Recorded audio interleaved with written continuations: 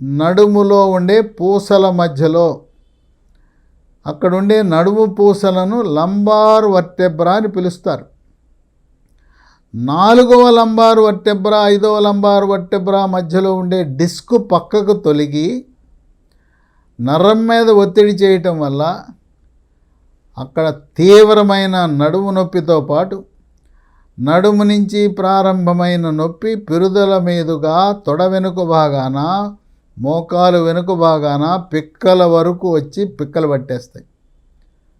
ఆ విధంగా రక్తనాళాలే కాకుండా నరాలపై ఒత్తిడి జరిగినప్పుడు కూడా ఈ పూసల మధ్యలో ఉండే డిస్క్ పక్కకు జరిగి నరాలపై ఒత్తిడి చేయటాన్ని డిస్క్ అంటారు, డిస్క్ ప్రొలాప్స్ అంటారు.